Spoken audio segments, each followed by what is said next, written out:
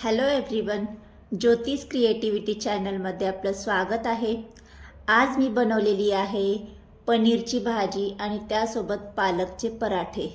तर सगळ्यात अगोदर पराठे बनवण्यासाठी आपण कणिक मळून घेणार आहोत।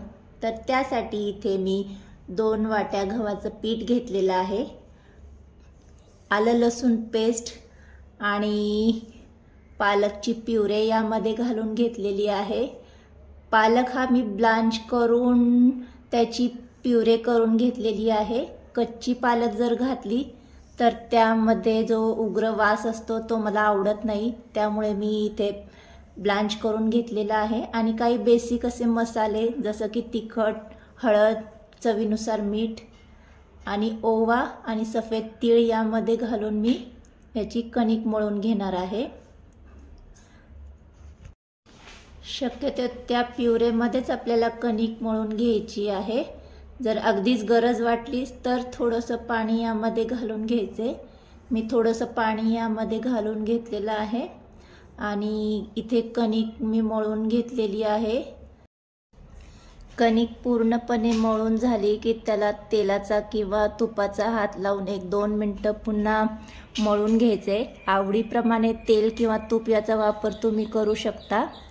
आता इथे मी तेलाचा हात लावून पुन्हा 1-2 मिनिटं मळून आता झाकण लावून त्याला मी साईडला ठेवून देणार आहे।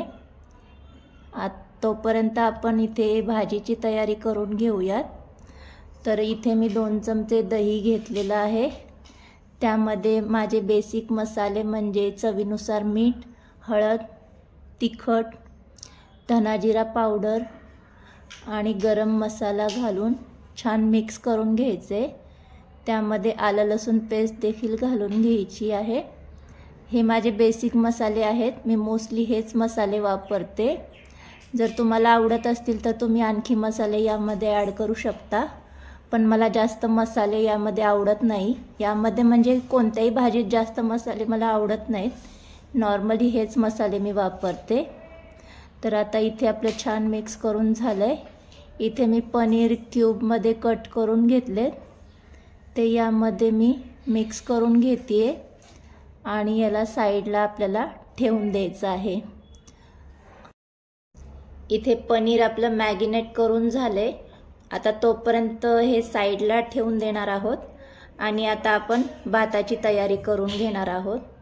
तर गॅसवर मी कुकर गरम करून घेतलाय, त्यामध्ये 2 चमचे तेल घालून घेतलंय मी। तर तेल गरम झाल्याच्या नंतर त्यामध्ये मी काळी मिरी आणि लवंग घालून घेतलेला आहे आणि 1 चमचा मोहरी घालून घेतलेली आहे। मोहरी छान तडतडली की त्यामध्ये आपल्याला उभा चिरलेला असा कांदा घालून घ्यायचा आहे आणि तो कांदा आपल्याला मीडियम गॅसवर गोल्डन असा परतून घ्यायचा आहे। तर आपला कांदा परतून होतोय तोपर्यंत इथे मी एका वाटीमध्ये 2 चमचे दही घेतलेला आहे, त्यामध्ये चवीनुसार मीठ, तिखट, गरम मसाला, हळद असे माझे मसाला भाताचे जे बेसिक मसाले आहेत ते यामध्ये मी घालून मिक्स करून घेणार आहे। तुम्ही तुमच्या आवडीनुसार यामध्ये मसाले कमी जास्त करू शकता, पण मी मसाले भात म्हणलं की हे बेसिक नॉर्मल मसाले वापरते। तर इथे मी छान मिक्स करून घेतलेला आहे। आता आपला कांदा देखील छान गोल्डन परतून झालेला आहे। त्यामध्ये आपल्याला इथे मीडियम आकाराचा मी उभा चिरून घेतलेला टोमॅटो आहे तो यामध्ये घालून घेते आणि कोथिंबीर, लसूण आणि आलं याची मी पेस्ट करून घेतलेली आहे, ती यामध्ये मी घालून 1-2 मिनिटं परतून घेणार आहे। हे सगळं आपल्याला छान परतून घ्यायचे। आता त्यामध्ये मी इथे फ्रेश मटार हा स्वच्छ धुवून घेतलेला आहे, त्यामध्ये घालून मी मिक्स करून घेणार आहे। तमालपत्र मी विसरले होते, तर आता मी घालून घेते। पुन्हा 1-2 मिनिटं परतून घ्यायचे। आता यामध्ये जे आपण दही आणि मसाल्याचं मिश्रण केलं होतं ते यामध्ये मी घालून घेते। पुलाव करताना ज्या पद्धतीने आपण भाज्या मॅरिनेट करतो दह्याचा वापर करून, त्याचप्रमाणे मी इथे मसाले भाताला वेगळा असा ट्विस्ट दिलेला आहे। तर आता त्यामध्ये मी 2 वाटी तांदूळ स्वच्छ धुवून इथे घालून घेतलेला आहे। तांदूळ घातल्याच्या नंतर सुद्धा 1-2 मिनटं आपल्याला परतून घ्यायचे, जेणेकरून भात मोकळा सडसडीत असा होतो. तर इथे भात आपला परतून झालेला आहे. आता 2 वाट्या तांदळाला मी 3 वाटी पाणी घालून घेते आणि पुन्हा मिक्स करून आपल्याला मीडियम गॅसवर कुकरच्या 2 शिट्ट्या आपल्याला काढून घ्यायच्या आहेत. तर इथे कुकरच्या शिट्ट्या आपल्या झालेल्या आहेत. तर कुकर आता साईडला ठेवून देणार आहोत. तोपर्यंत आता आपण आपली भाजी करून घेणार आहोत. पॅनमध्ये मी 2 चमचे तेल घालून जिऱ्याचा तडका दिलेला आहे आणि 1 मीडियम आकाराचा कांदा रफली चॉप करून यामध्ये घालून घेतला आहे. तेलाऐवजी बटरचा देखील वापर करता येतो भाजीमध्ये, पण मी तेलाचा वापर करते. आता टोमॅटो घालून घेतलेला आहे मी. 1-2 मिनटं परतून घ्यायचं आहे. आता त्यामध्ये ढोबळी मिरची मी घालून घेतलेली आहे. ढोबळी मिरची घातल्याच्या नंतर सुद्धा 1-2 मिनटं परतून घ्यायचे. आता 2 मिनटं आपल्याला झाकण लावून त्याला थोडंसं सॉफ्ट होईपर्यंत शिजवायचे. इथे हाफ कुक झाल्यात आपल्या भाज्या. आता त्यामध्ये मी थोडंसं मीठ घालून घेणार आहे. भाज्यांच्या अकॉर्डिंग आपल्याला मीठ घालून घ्यायचे, कारण आपण पनीरमध्ये देखील मीठ घालून घेतलेलं आहे. तर इथे मी थोडंफार मीठ घालून घेते आणि पुन्हा मिक्स करून घ्यायचे. आणि जे आपलं पनीर मॅरिनेट करून घेतलं होतं ते आता आपल्याला यामध्ये घालून घ्यायचे. पनीर घालून झालं की भाजी आपल्याला पुन्हा मिक्स करून घ्यायची आहे आणि 5 मिनटं आपल्याला भाजी शिजवून घ्यायची आहे. आपल्याला भाजी सुकी करायची आहे, त्यामुळे भाजीला जे पाणी सुटलेलं आहे ते फक्त आटेपर्यंत आपल्याला भाजी शिजवून घ्यायची आहे. तर छान मिक्स करून घेणार आहोत आणि हिला आपण दुसऱ्या गॅसवर ट्रान्सफर करून घेणार आहोत.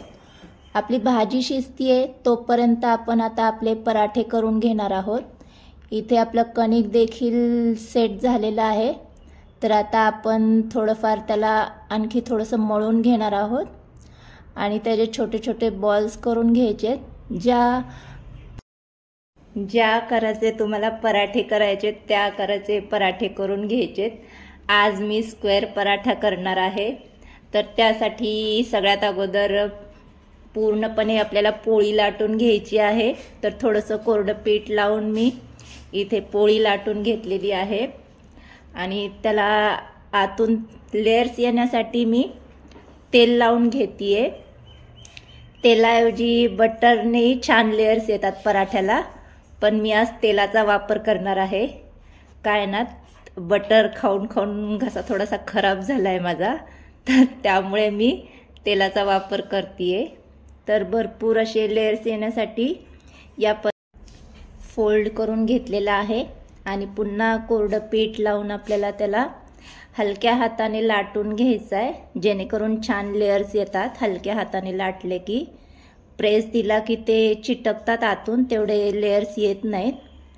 तर इथे मी स्क्वेअर लाटण्याचा ट्राय केलेला आहे, पण जितका आपल्याला सर्कलमध्ये लाटता येतो तितका आपल्याला स्क्वेअर लाटायला प्रॉब्लेम येतो. पण मी ट्राय केला आहे. इथे पॅन देखील गरम झाला आहे. थोडंसं तेल लावून मी त्यावर पराठा शेकून घेणार आहे. तर दोन्ही साईडने खरपूस असा आपल्याला पराठा मीडियम गॅसवर शेकून घ्यायचा आहे. तोपर्यंत दुसरा देखील मी पराठा त्याच पद्धतीने स्क्वेअरमध्ये लाटून घेणार आहे. तर तो देखील त्याच पद्धतीने मी